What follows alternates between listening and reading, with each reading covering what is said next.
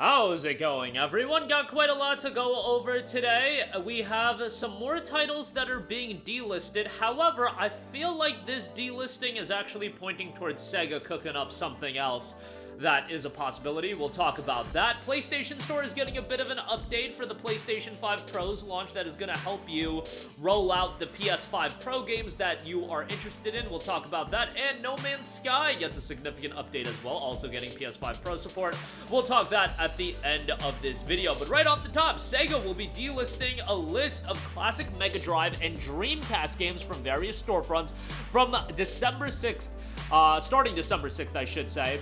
A lot of the classic titles will be pulled. Now, it's not going to affect PlayStation that much, given that a lot of these titles are on PS3 and we don't have backwards compatibility. However, the Sega Mega Drive Classics compilation from the PlayStation Store will be pulled, and if you already own the game, obviously it will remain in your library. If you are somebody that plays on PC or Xbox, those platforms do have access to a lot of those games, and it should be noted that a lot of games are going to get pulled, like Sega Bass Fishing, Crazy Taxi, and Nights into Dreams. Now, why is Sega doing this delisting?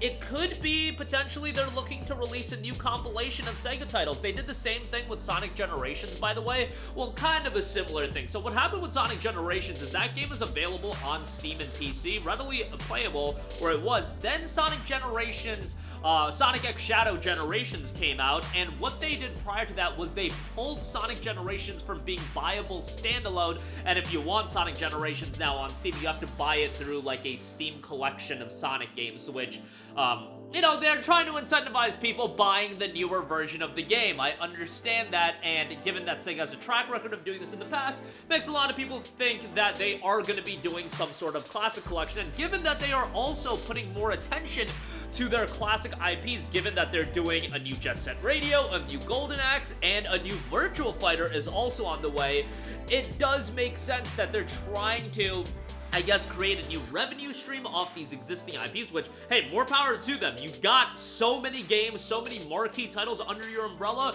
Utilize them. Figure out a way to monetize them. I am all for that and keeping these games preserved, whether having the classics versions available, whether doing new versions that like Sega is doing, or best of all, do both. And I do feel like Sega is going to go down that route of doing both, and it makes all the sense in the world to do both, given you have this wealth and this bevy of classic titles, and with the PlayStation 3 having access to Sega Mega Drive Classics collection, you know, that's not something I think people are gonna dig out the PS3 for. I always clown on, you know, people having their PS3 still out, and the idea of keeping my PS3 still out to play games like Deus Ex Human Revolution, Dragon Age Origins, and these games that I would love to see get a remaster. And people are like, just, some people, I shouldn't say all people, are like, just keep your PS3 out. It's like, bro, like, I got a finite amount of room. I'm not trying to swap HDMI cables, and I'm trying to just have everything on the latest console that I pick up.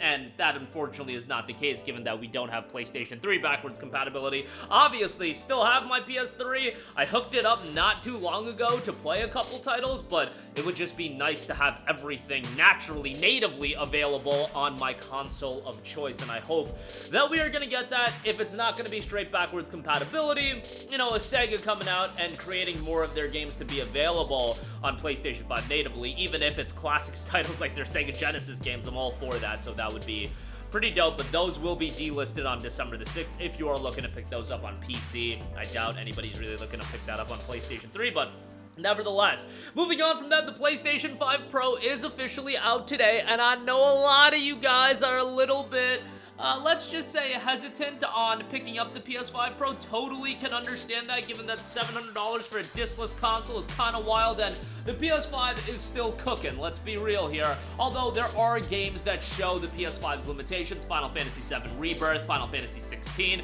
Rebirth getting an upgrade. Hopefully 16's upgrade will be happening. And there are titles like Marvel Spider-Man 2 that'll allow you to play, essentially getting the best of both worlds of the fidelity and the performance mode. That's really the selling point of the PS5 Pro. And hey, the idea of playing those games in a premier way. If you have the disposable income, I can see people wanting to pick it up, but obviously $700 discless console, like, that's wild to say the least.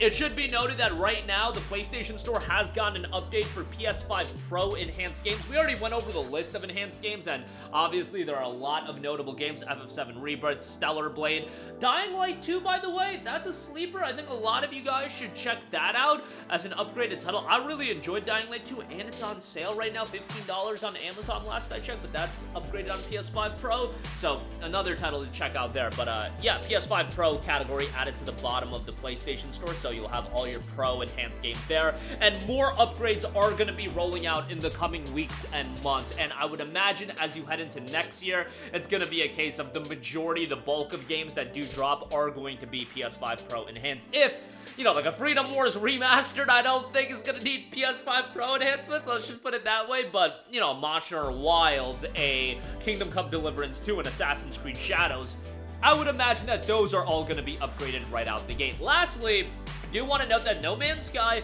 is one of those games that is getting a PS5 Pro patch, and it will support PS5 Pro. It'll be upgraded for PS5 Pro, and they are featuring the return of Mass Effect's SSV Normandy SR1, available now. Hello Games has announced. Starting from today, we are rolling out cross-save support on all platforms. This has been a huge undertaking and is one of the most requested features. Being able to jump seamlessly between platforms is really transformative. Players can play from the comfort of their sofa on console, continue an expedition on the move with the Switch or Steam Deck, build an incredible base on their beefy PC rig, and view it in incredible immersive virtual reality. No Man's Sky supports crossplay and cross-save between a huge number of platforms, including PC, PlayStation 4, PlayStation 5, Xbox One, Xbox Series X and S, Game Pass, GOG, Nintendo Switch, Steam Deck, PlayStation VR, PSVR 2, and PC VR. Holy hell, they really ran the gamut of getting all of it working. Adding the ability to transfer saves between platforms via server is especially difficult for No Man's Sky, as the work involved increases with each platform supported and how long folks have already been playing it for, but those numbers are large for our tiny team. It's very common for players to rack up thousands of hours of saves exploring across space, building elaborate bases, and cataloging their discoveries with incredibly detailed saves. Adding cross-save for us is a little bit like moving houses. The longer people have lived there, the more complicated it is to move them. We also have players who played once at launch 8 years ago, suddenly loading up their save on a platform that didn't even exist back then. For these reasons, we have secretly been introducing the technology for this update for over 6 months, and we are ready to now start rolling cross-save out to a small number of players. From today, No Man's Sky players can connect their different platform accounts together. A subset of players will then be admitted to the beta. Participants in the beta will be able to upload and download saves from any of the connected devices. On top of that, they did go over PS5 Pro.